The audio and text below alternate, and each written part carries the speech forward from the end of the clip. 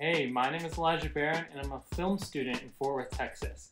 I've been interviewing 6 professionals working in the film industry to get their take on how the pandemic is affecting theaters and how the industry is going to move forward.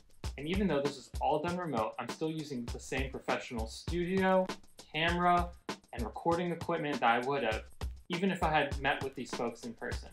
This is the state of movies in a time of quarantine. New York, of course, is the epicenter of all this, so it's a very strange time to be here and to be in the city. You know, haven't taken the subway in 6 weeks. I've lived here for 18 years, and that's the longest I've ever gone easily without taking the subway.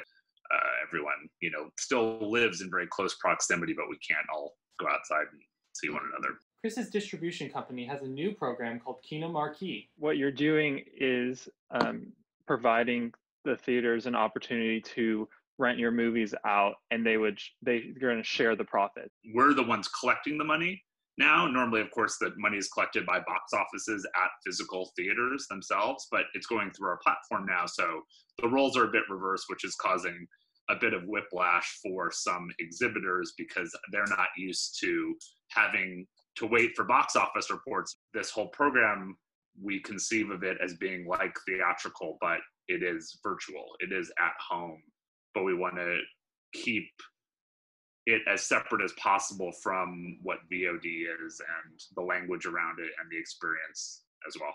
What's interesting about it is normally when you buy a movie online, no one ever cuts in the theater.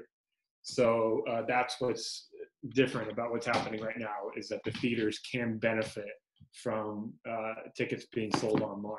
Okay, as opposed to maybe Apple gets a cut of it if you buy it off of iTunes. Exactly. If you buy it on iTunes, Apple gets a cut and the distributor gets a cut. There's no theater involved.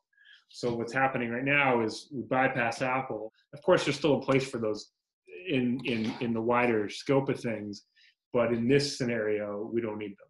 The Texas Theater is doing everything they can to keep profits turning. We're doing curbside actually on merch and popcorn, and so people can actually order on our website and pick up popcorn and beer and t-shirts on the weekends. We're doing marketing to promote our virtual screenings. We have a new little Patreon channel where we're putting filmmaker interviews. Maybe in the end, these niche theaters will be the most successful. Since we've done Kino Marquee, the most successful theaters in this initiative have been the ones who have really loyal member bases and really passionate audiences that go to those theaters to see a certain kind of movie. And they're buying tickets, the virtual tickets to these movies online because they want to support those theaters. Well, is anyone actually going to the movie theaters before, though? You see all these articles, it's like the fall of movie theaters and whatnot. People have been watching movies at home since the 70s. Now we're streaming. 10 years from now, we'll be hologramming. 10 years from then, we'll be implanting, whatever. People will still want to get out of their house and go to the theater. Same thing is going to happen, when the shutdowns end eventually. People are stir crazy. They're going to want to get out of their house. We can duplicate that experience at home as much as possible. But still, you still want to see it with friends.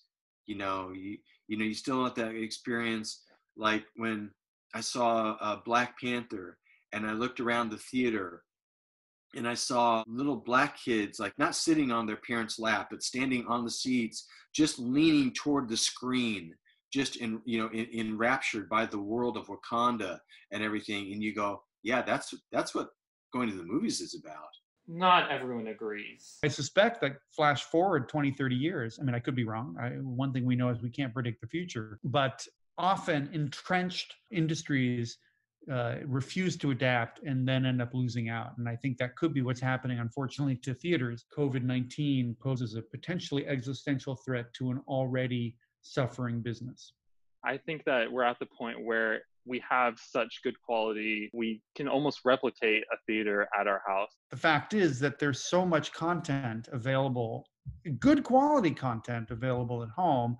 I don't think a lot of people care that they watch things as they come out. For a long time, the theaters have always wanted to have as long of a window as possible because they don't want to give people the option of watching the movie at home versus their theater. It creates that exclusivity that is, of course, manufactured. You know, there's the technology is available to technically open a movie the same date in a theater and on a streaming platform, but that window has been created to kind of protect the integrity of the theatrical experience. That's been collapsing more and more and more over the last decade. I think there are some things that people take into account when they're making their film, knowing, okay, is this going to be streaming or is this going to be at the theater? And of course, I believe that nearly every filmmaker wants and believes that their film should be seen at a theater. I just want the work to be seen. You know, look, went to film school, shot everything on film. Oh, I love film, and you know, it's classic and it's beautiful, and that's all true. But the truth of the matter is, right now, we're seeing some of the best content on Netflix, on Amazon Prime, on Hulu, on others. Quibi now has their thing going on, right?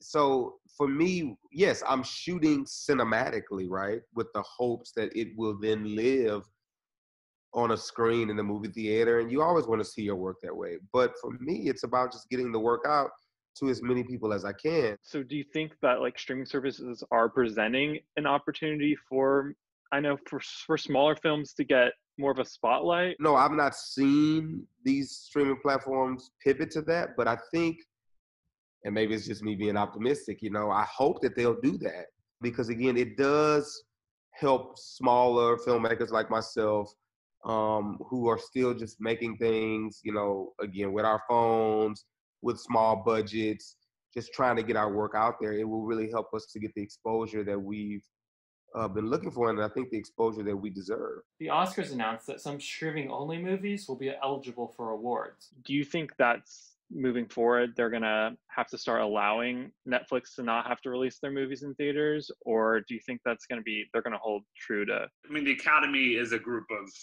film artists. They are people who make the movies and they want their movies to be seen in theaters. So they're the ones kind of behind those decisions. And I don't think that particular thing will change anytime soon. The Oscars should have been doing this 5 years ago. You know, I mean, I think there's some really, really great films that should have had the opportunity to be nominated, probably would have won, you know, had they been in the pool of nominations. And I just hope that this new sort of era that we're living in right now becomes a mainstay. Kelly worked publicity during 9/11. I see this very similarly, but I'm not a doom and gloom person, but I almost see this as being tougher because 9/11, I mean, it happened to us, America, but it did happen in New York. And we felt the effects here in Dallas and everywhere else. But this is like a plane hitting every city in the nation. Not just in my college, university, city, country. I think the world, right? We have seen inequities sort of being revealed, right? It's not like these are new inequities. It's not like people of color didn't know that these inequities existed, but I think that the pandemic has shined a light on those, right? Health disparities, financial disparities, food insecurity disparities, right? The housing disparities. There's all of these things. And we've had how many people die already? And you don't know where it is, and you have to be aware of, if I'm not sick, but I could be carrying it, then if I cough or if I touch you, then I could give it to you and not even know it. And that's that to me shakes you to the core a little bit. How do you think the way going forward is going to be? I think people are going to be eager to get out, but then also a little nervous. You know, it's like, oh wait, is there going to be somebody sitting right next to me? I don't know. You know, hopefully it decentralizes. Some people here have been talking about that, you know, certain industries as well. I mean, the entire independent film industry is centered in New York. It's pretty clear that a lot of us can do our jobs remotely, and will that become more the norm? Will it be possible to hire people that work in other parts of the country? So, if someone wanted to move to a more habitable part of the country and still retain their job, maybe that would be possible. This could allow people to be more connected, and maybe you don't have to move out there, and maybe you can live in a cheaper place, but you can still be involved in these productions. I don't think education is going to go back to the way it was. I don't think filmmaking is going to go back to the way it was. I don't think anything is going to go back to how it was 6 months ago. It's not just about movie theaters. It's about the idea that what we do making movies keeps reinventing itself. We keep changing. This whole thing started with those little things where it's like a little picture and you spin something around and a guy's riding a horse or a guy's doing it, right? And it kept changing. The technology kept changing up until today, where we've gone now to 3D, or you're in VR, you're in the middle of a cattle stampede, or a bunch of ballet dancers, or you're on a Star Wars moon, but we still want to be entertained. Movies are in flux right now, but they've always been good at changing to new technologies and adapting with the times.